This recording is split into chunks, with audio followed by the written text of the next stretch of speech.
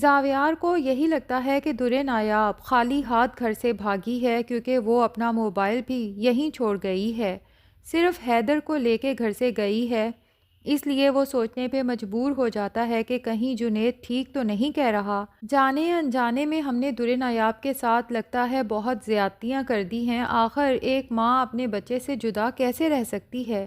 اسی لیے تو وہ اپنے بیٹے کو لے کے یہاں سے چلی گئی۔ لیکن تانیہ جب دیکھتی ہے کہ زاویار کے دل میں در نایاب کے لیے سافٹ کارنر پیدا ہو رہا ہے تو وہ فوراً پلان بنانا شروع کر دیتی ہے کہ کس طرح سے زاویار کو یقین دلایا جائے کہ نہ تو در نایاب خالی ہاتھ بھاگی ہے اور نہ ہی صرف حیدر کو یہاں سے لے جانے کے لیے بھاگی ہے، بلکہ 100% وہ اپنے کسی آشنا کے ساتھ بھاگی ہے۔ اور پھر تانیہ جب در نایاب کے کمرے میں جاتی ہے، اس کی کپبورڈ وغیرہ دیکھتی ہے تو وہاں پر ایک جیولری کا سیٹ اور کچھ کیش پڑا نظر آتا ہے۔ تانیہ تو فوراً پلان بنا لیتی ہے کہ اب اس نے آگے کیا کرنا ہے۔ ہمیشہ کی طرح جمیلہ کو بلاتی ہے، بلکہ کہنا چاہیے کہ جمیلہ کو پھنساتی ہے، کیونکہ ایٹ دا اینڈ یہی جمیلہ اس تانیہ کی ساری کارستانیاں سب کے سامنے بتانے والی ہے۔ بہرحال فی الحال تو وہ جمیلہ کو بلا کے در نایاب کا گولڈ کا سیٹ اور وہ کیش دے دیتی ہے اور کہتی ہے کہ جاؤ مزے کرو، لیکن کسی کو کانوں کان خبر نہیں ہونی چاہیے کہ یہ چیزیں میں نے تمہیں یہاں سے اٹھا کے دی ہیں۔ یہ سیٹ تو تم جلد سے جلد جیولر کے پاس جا کے بیچ دو اور ڈبہ بھی کہیں پھینک دینا تاکہ اس کا نام و نشان بھی گھر میں نظر نہ آئے۔ اور ساتھ ہی جمیلہ کو دھمکی بھی دے دیتی ہے کہ ایک بات یاد رکھنا کہ اگر تم نے کسی کے سامنے زبان کھولی یا اگر میں کہیں پھنسی تو ہم دونوں ہی پھنسیں گے اور دونوں ہی جیل کی سلاخوں کے پیچھے نظر آئیں گے۔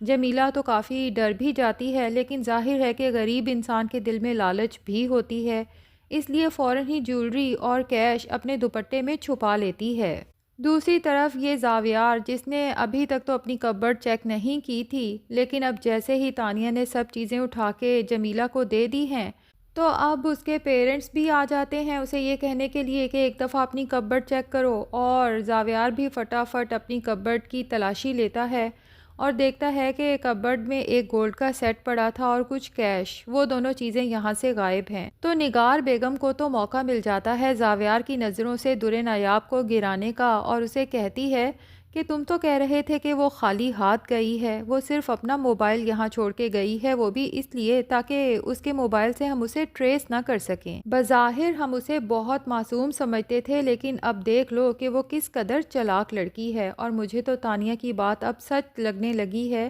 یقیناً اس کا کسی کے ساتھ افیئر تھا، ہو سکتا ہے تم سے شادی سے پہلے ہی کسی کے ساتھ چکر چل رہا ہو اور اسی لڑکے کے ساتھ گھر سے بھاگی ہو کیش اور جیولری لے کر۔ اب زاویار کو تو اپنی ماں کی بات سن کے در نایاب سے شدید نفرت ہونے لگی ہے کہ وہ اس کماش کی لڑکی تھی، حالانکہ یہاں پر زاویار کو یہ بات سوچنی چاہیے کہ محض ایک گولڈ کا سیٹ اور اگر 2-3 لاکھ لے کر در نایاب گھر سے بھاگی ہے تو ان چیزوں کی اوقات کیا ہے، جبکہ یہاں پر یہ سب چیزیں اسے ویسے ہی دستیاب تھیں اور ساتھ ہی ایک لیوش لائف سٹائل بھی۔ وہ بھی اپنی ماں کی باتیں سن کے در نایاب پہ غصہ کرتے ہوئے کہتا ہے کہ باقی تمام سیٹ تو لاکر میں تھے، لیکن جو گھر میں تھا وہ آخر لے ہی گئی، اس کی اوقات یہی تھی۔ دوسری طرف تانیہ جو دن رات ان کوششوں میں ہے کہ کوئی ایسا ٹھوس ثبوت در نایاب کے خلاف اس کے ہاتھ لگ جائے کہ زاویار اس کے بعد اس در نایاب کو طلاق دینے میں ایک سیکنڈ بھی نہ لگائے، اور جنید جس طرح سے تانیہ سے بیزار رہنے لگا ہے، بات بات پہ اسے لڑنے جھگڑنے لگا ہے، اب تو یہ سب کچھ سب گھر والوں کے سامنے بھی آ چکا ہے۔ تو تانیہ سوچتی ہے جیسے ہی زاویار اس در نایاب کو طلاق دے گا، میرے پاس بھی اب جواز ہے جنید سے علیحدہ ہونے کا، میں بھی اس پر خلا کا کیس کر دوں گی، اور اب تو جنید کے گھر والے بھی مجھے برا بھلا نہیں کہیں گے، کیونکہ اپنے بیٹے کا برا رویہ تو وہ خود اپنی آنکھوں سے بھی دیکھ چکے ہیں۔ اور اتفاق دیکھیں کہ تانیہ کے ہاتھ بہت ہی ٹھوس ثبوت خود بخود لگ جاتا ہے، کیونکہ حیدر کی طبیعت اچانک خراب ہو جاتی ہے تو در نایاب بہت پریشان ہو جاتی ہے کہ اب کیا کرے۔ انجانی جگہ ہے اور وہ خود بھی اتنی ہوشیار نہیں کہ اکیلی حیدر کو ڈاکٹر کے پاس لے جا سکے، تو اسے یاد آتا ہے کہ جنید بھائی نے اپنا نمبر دیا تھا کہ جب بھی کوئی پرابلم ہو آپ نے مجھے فوراً کال کرنی ہے، اس لیے جنید کے موبائل پہ کال کرتی ہے اور بغیر آگے سے سنے کہ کال جنید نے اٹینڈ کی بھی ہے یا نہیں، فوراً ہی بولنا شروع کر دیتی ہے کہ جنید بھائی جلدی آئیں، حیدر کی طبیعت بہت خراب ہے،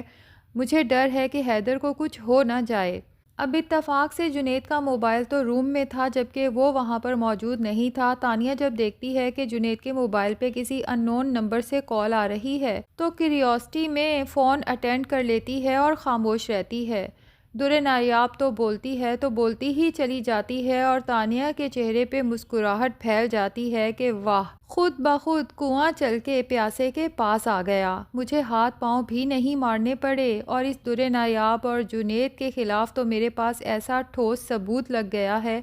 کہ اب یہ مکر ہی نہیں سکتے کہ ان دونوں کا آپس میں چکر نہیں ہے۔ اب تانیہ جلدی جلدی نمبر نوٹ کر لیتی ہے اور بغیر کچھ کہے موبائل آف کر دیتی ہے اور آگے کا پلان بھی بنا لیتی ہے کہ اب وہ اس نمبر کو ٹریس کر کے ایڈریس معلوم کرنے کی کوشش کرے گی اور جیسے ہی اسے شک ہوگا کہ جنید در نایاب سے ملنے جا رہا ہے تو سب گھر والوں کو اپنے ساتھ لے گی اور موقع پہ پہنچ کے ان دونوں کو رنگے ہاتھوں پکڑ لے گی اور پھر رو رو کے خود کو مظلوم اور جنید کو ظالم ثابت کرنے کے لیے سب گھر والوں سے کہے گی کہ میں نے تو بہت پہلے زاویار کو جنید اور در نایاب کی پکچرز ویڈیوز دکھائی تھیں، لیکن زاویار نے ماننے سے انکار کر دیا تھا کہ ان دونوں کا چکر ہے۔ اب آپ لوگ کیا کہیں گے؟ یہ در نایاب جو اتنے دنوں سے گھر سے غائب ہے یہاں چھپی بیٹھی ہے اور جنید چوری چھپے اس سے ملنے آتا ہے، کیا اب اپنا آنکھوں دیکھا بھی غلط ثابت کر دیں گے؟ بہرحال دوسری طرف جب در نایاب دیکھتی ہے کہ جنید نے کال تو اٹینڈ کی لیکن آگے سے کوئی جواب نہیں دیا، بولا نہیں، تو اسے یہی لگے گا کہ شاید کوئی نیٹ ورک کا ایشو ہے، جنید تک میری بات ہی نہیں پہنچی۔ اب پریشانی میں جب سوچے گی کہ کسے کال کروں تو اسے اپنی دادی کا نمبر یاد آئے گا، فوراً ہی دادی کو کال کرے گی اور جب ان سے بات کرے گی تو دادی اسے بتائیں گی کہ تمہارے اپنے سسرال سے اس طرح چلے جانے کے بعد ہمارے گھر پہ کیا قیامت ٹوٹی ہے، تمہارا بھائی اس دن سے تھانے میں بند ہے، آخر کہاں چلی گئی تم سب کو بغیر بتائے، ہمیں بھی بتانا پسند نہیں کیا، کیوں اپنی دادی کو اس عمر میں اتنا پریشان کر رہی ہو، تمہیں پتہ بھی ہے کہ میں ہارٹ پیشنٹ ہوں، اگر مجھے کچھ ہو گیا تو تم کیا کرو گی؟ اب نگہت گئی تو ہے تمہارے بھائی کی ضمانت کرانے، لیکن مجھے نہیں لگتا کہ تمہارے ساس سسر اس کی اتنے آرام سے ضمانت ہونے دیں گے۔ در نایاب تو جب یہ سنے گی کہ اس کی وجہ سے اس کا بھائی حوالات میں بند ہے تو بہت زیادہ پریشان ہو جائے گی، کیونکہ اس نے یہ تو کبھی سوچا ہی نہیں تھا کہ اس طرح سے گھر چھوڑ دینے پر سزا اس کے بھائی، دادی اور بھابھی کو ملے گی۔ تو ناظرین یہاں پر یہ ٹویسٹ بھی آ سکتا ہے کہ جنید جب در نایاب کو ملنے کے لیے نکلے اور تانیہ بھی باقی گھر والوں کو لے کر جنید اور در نایاب کو موقع پہ پکڑنے کے لیے ان کا پیچھا کرے تو در نایاب وہاں سے پہلے ہی جا چکی ہو، کیونکہ در نایاب ظاہر ہے کہ اپنے بھائی اور دادی کو اس مشکل میں اکیلا تو نہیں چھوڑ سکتی، تو ہو سکتا ہے کہ وہ حیدر کو لے کے سیدھی اپنی دادی کے گھر جائے، ان سے معافی مانگے اور انہیں بتانے کی کوشش کرے کہ اس رات جب اس نے نگار بیگم اور زاویار کی باتیں سنی، نگار بیگم زاویار کو اگلے ہی دن در نایاب کو طلاق دینے کا کہہ رہی تھیں اور ساتھ ہی یہ بھی کہ ہم حیدر کو اس کے ساتھ نہیں جانے دیں گے، تو مجبوری کے تحت مجھے گھر چھوڑ کے جانا پڑا۔ بہرحال پچھلی تمام ایپیسوڈز میں یہ بات تو ہم نے نوٹ کی ہی ہے کہ در نایاب پر تانیہ اور نگار بیگم کی وجہ سے جب بھی کوئی برا وقت آنے لگتا ہے تو اللہ کی طرف سے در نایاب کو کوئی نہ کوئی مدد پہنچ جاتی ہے، جس کے بعد تانیہ اور نگار بیگم کو منہ کی کھانی پڑتی ہے۔ تو ہو سکتا ہے کہ اب بھی جمیلہ ماسی اس جیولری کو بیچتے ہوئے پکڑی جائے، جس کے بعد وہ پولیس کے ڈر سے تانیہ کی ساری کارستانیاں سب گھر والوں کے سامنے بتا دے کہ میں نے جو کچھ بھی کیا تانیہ باجی کی باتوں میں آ کے کیا۔ تو ناظرین کیا لگتا ہے، کیا در نایاب اور زاویار کی اس بار طلاق ہو جائے گی یا پھر تانیہ کا پول کھل جائے گا اور زاویار در نایاب سے اپنے کیے کی معافی مانگے گا؟ کمنٹ سیکشن میں اپنی رائے کا اظہار ضرور کریں اور اگر ہمارے چینل پہ نئے ہیں تو پلیز چینل کو بھی سبسکرائب کر لیں۔